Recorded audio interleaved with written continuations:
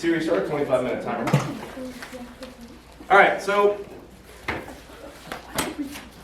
here's the deal. We need to cover rotational motion. The first topic we need to start talking about is like when we covered linear motion, our first order of business was figuring out like how do I track that motion? Like how do I have a way to communicate what the object is actually doing?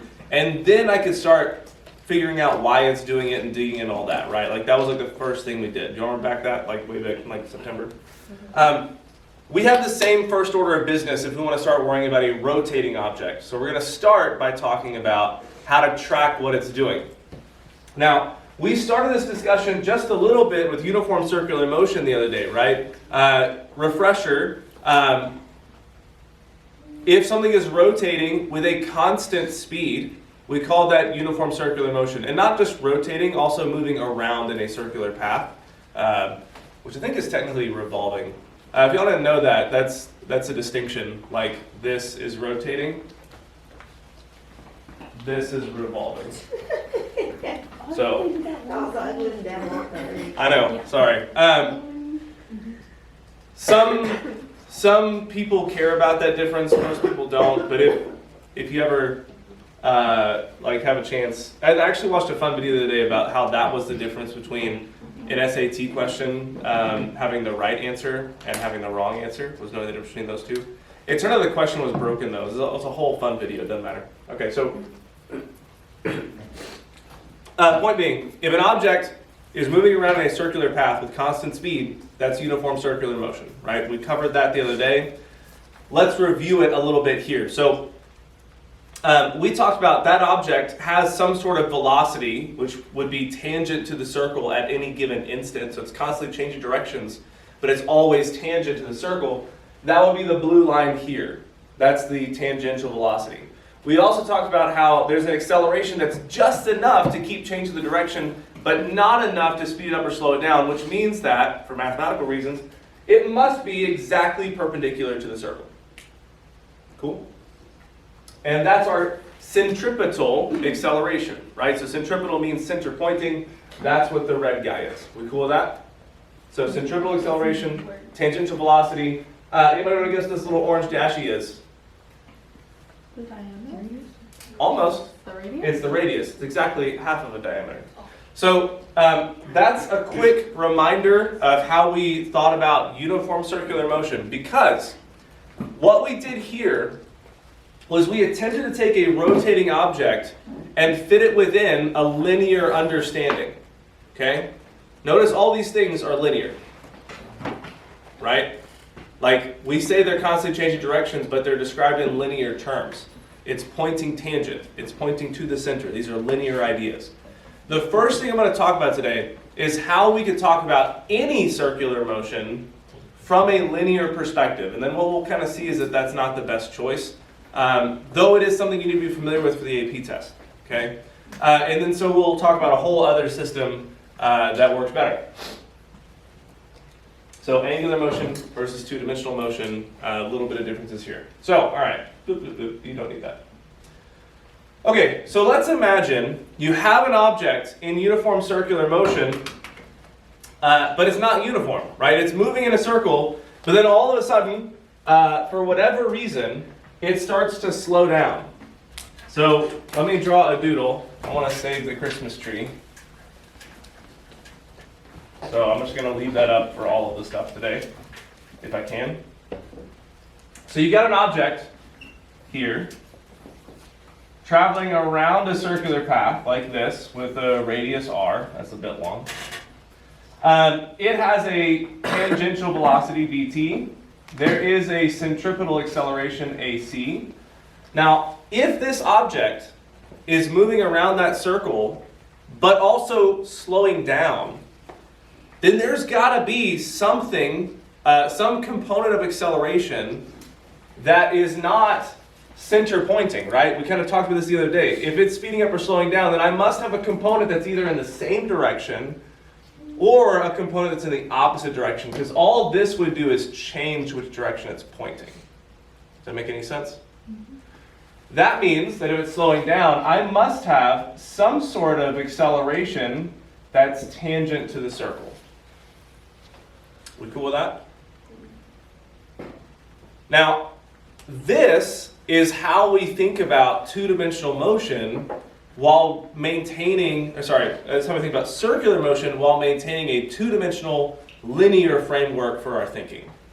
What we do is we create an axis system, just like we kind of always have, but we consider an axis here and an axis here. So that now we have a tangential axis, and what we normally think of or refer to as the radial axis, because it's along the radius. So now, as that object moves around the circular path, the axis system rotates along with it. And so now I could use two-dimensional motion and all those thought processes we built back with projectile motion. I can use that thinking to describe rotational motion. Does that make any sense? There's some advantages to thinking about rotational motion this way. One of the disadvantages is that you're going to do a lot of trig, because each of these are not the true acceleration of the object, right? They're components of the true acceleration. And so that means I've got to figure out what the actual acceleration vector is, right? And so that means I've got to, do that whole take the two sides of a right triangle and use Pythagorean theorem to, figure out what the magnitude is. And then I got to use some trig to find an angle. That's all a big pain in the butt that we don't want to do, right? Mathematically not very fun. This should make sense that I could think about it this way. But it mathematically is painful. So this is how we think about it as I have on the board here. And so what we do then from the two-dimensional perspective is we say, all right, I'm going to have a centripetal axis, which I've called the radial axis here. Centripetal means center pointing, but the axis also extends away from the center, so I don't like to call it the centripetal axis. I prefer radial. Either one's probably fine. We say we've got a centripetal axis and a tangential axis. My tangential velocity is the same, and then I have an acceleration that's pointing just towards the center, which maintains a circular path. But then I also have a tangential acceleration that can be speeding up or slowing down the object, which again means that if I want to find the true two-dimensional acceleration, I got to do a bunch of pain in the butt stuff that I don't want to do, right? But there are advantages to doing it this way. For example, if you've got a bunch of information in kind of our old force framework, it works. Because you'll see that basically the alternative is we make a whole new system. And that's what we're about to discuss, is the alternative to this is let's, instead of trying to fit this round peg in a square hole, we're going to instead reshape how we think about everything, right? And then it will, I think, be more comfortable. So with the angular perspective, what we will do is change our thinking to, instead of thinking about something as moving through two-dimensional space, we'll think of it instead as something that's rotating, right? Which probably makes more sense. So I'll say, hey, here's an object that it's spinning. And I'll create terms for how much it's spinning, right? So the first order of business here is going to be for me to tackle, how do I account for how far something has spun? How do I account for how quickly something's spinning? How do I account for how quickly something is spinning up, or speeding up while it's spinning, or slowing down while it's spinning, right? We need language for all these things. But the end result is going to be that I can make a system that is actually made for rotation and therefore is much simpler. And what you'll see throughout this next 45 minutes or the next 2 days is that we'll essentially end up recreating the same system we had for linear motion, just all centered around this idea of doing this instead of doing this, right? All the same stuff will happen. We're going to see a force analog. We're going to see energy. We're going to see a momentum analog. We're going to see all these different things that we've already discussed show up again in rotation. This is actually one of my favorite units to teach because I have normally found it to be a good moment to kind of go back and review everything that we've learned because the principles are the same in rotation. Does that make sense? It's kind of like what we're going to do is think about, okay, this thing, we're not going to say it's translating, we're going to say it's rotating, and how does that, how can I do force stuff with that? How can I do energy with that? How can I do momentum with that? So it's a good way to kind of review all those topics and reapply them for a rotating body. And for the most part, what we find is they're basically the same. The booger is angular momentum. That one tends to be crappy, but it's also fine. So that's what we're going to do here. Again, just to summarize here, both of the perspectives of looking at this from a two-dimensional perspective and looking at it from an angular perspective, which we call the actual, let's think about it as a rotating body. Both those perspectives are totally valid and will work. One's just simpler than the other. So let's look at one of those. Is it this one that I want? It is. So jumping into that, the intro to how we think about rotation. I'm going to retool the whole system. I'm not going to think about something as moving linearly and trying to fit it into the system. Instead, I'm going to rethink everything. So what I'm going to do is, instead of thinking about something as translating, I'm going to create a new idea. That new idea, well, we should actually probably review the old ideas real quick. Let me back up. So we had displacement, change in position, right?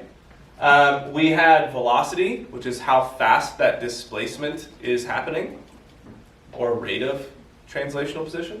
And then we had acceleration, which is how fast the velocity was changing, right? Rate of change of translational velocity. So these are the terms we created for translational motion. So for rotational motion, we're going to try to make the same thing work. I'm just going to base it on a fundamentally different beginning. We need all the spelling bee students to report to the library, please. All spelling bee students to report to the library. So, you guys want to go to the library and bully those spelling bee kids? Yeah. Can we? So, no. Can we scare them out of spelling the words right? No, they should, no. That would be fun though, to just heckle. Yeah. Okay, so anyways, look, listen. Here's what we're going to do, okay? We're going to fundamentally change the way that we discuss these things. Normally when I've taught this lecture, I have made sure to have a roll of toilet paper or paper towels with me. I don't have either of those. Maybe this will work.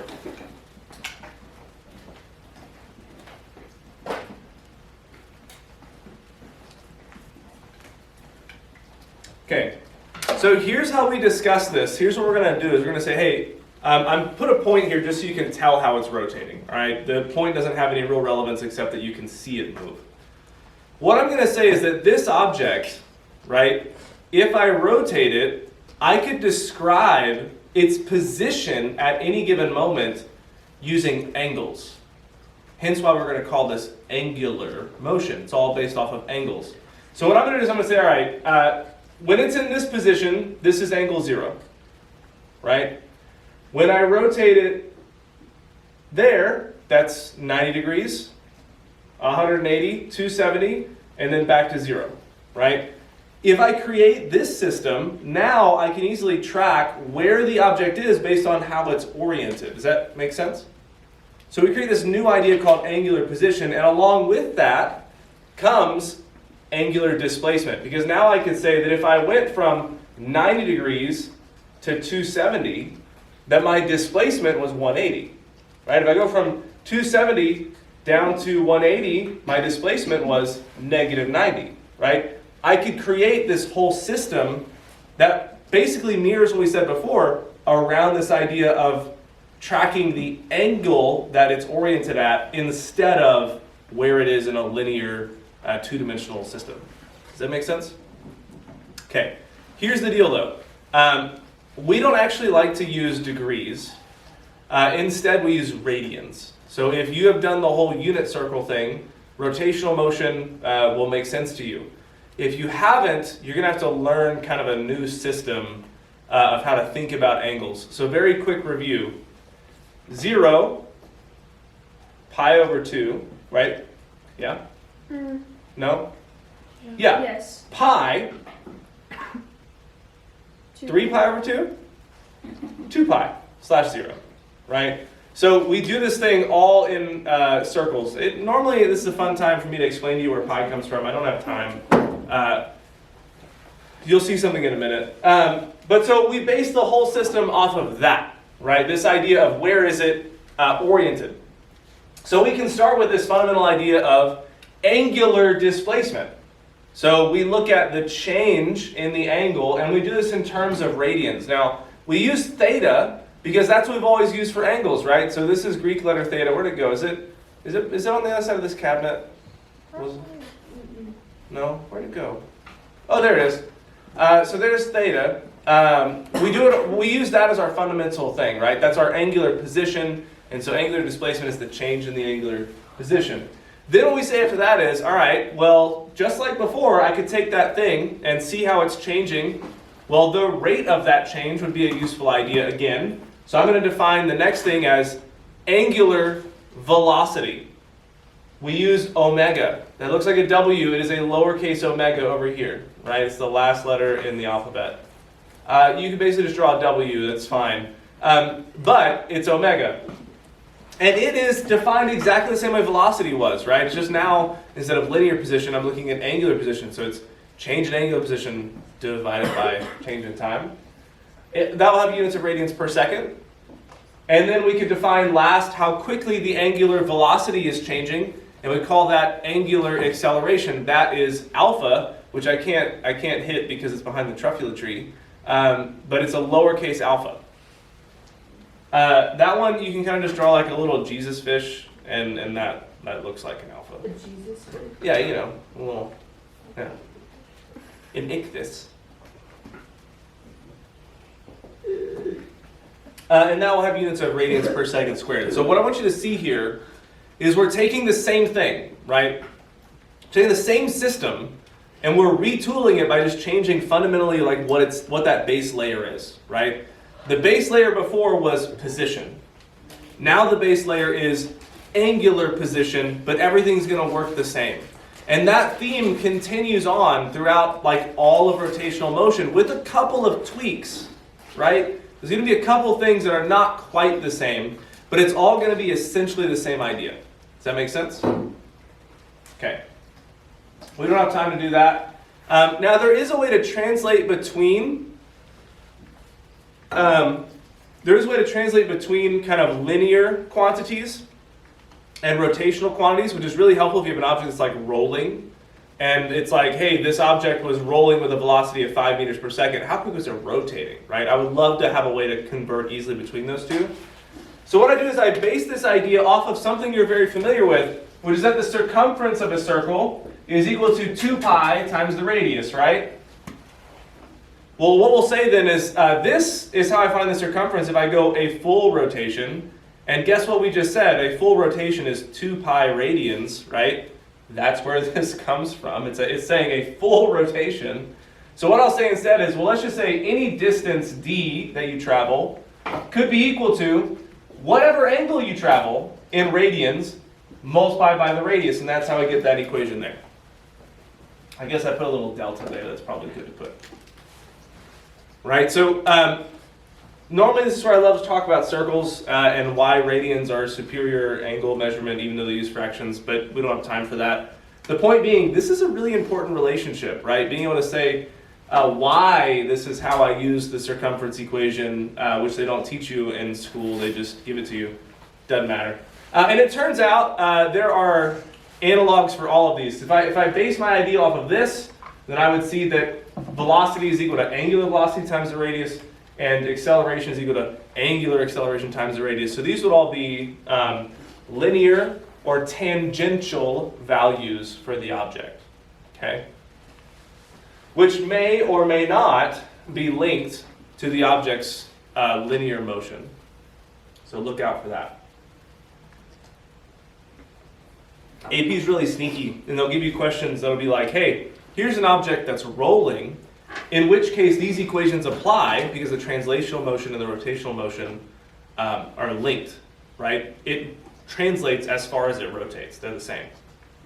But there'll also be questions where they'll be like, you know, I spin a bicycle wheel and then I walk around with it, and that rotation has nothing to do with its translation, and so you can't apply these anymore.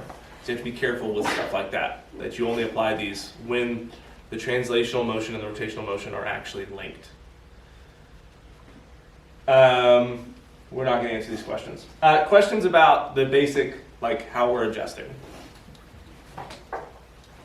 Okay, the last thing on that topic I need to cover with you guys is angular kinematics, which is very quick.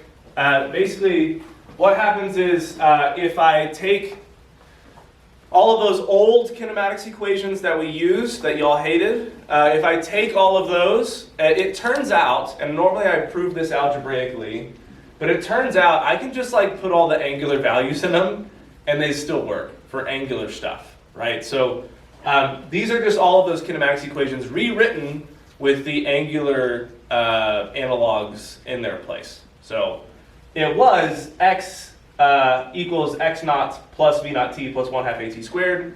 Well, I've just replaced each of those with their rotational analogs. So instead of x's, I've got thetas. Instead of v's, I've got omega. Instead of a's, I've got alphas. The reason that works is because you saw on the last slide that all of those are only off by a difference or a ratio of r. And so if they all have an r in them when I make a substitution, then I can cancel out all the r's at the end. I don't know if that makes any sense, but hopefully it does, just so you know that there's a reason these exist. It's not like we're just like, just plug those numbers in there. Anyways, questions about that? Okay, so that's when we talk about tracking and predicting rotational motion in the angular system, is we just retool the system. We base everything off of an angle that's changing, and then we do all the same stuff. Does that make sense? Okay, so that's it for this one.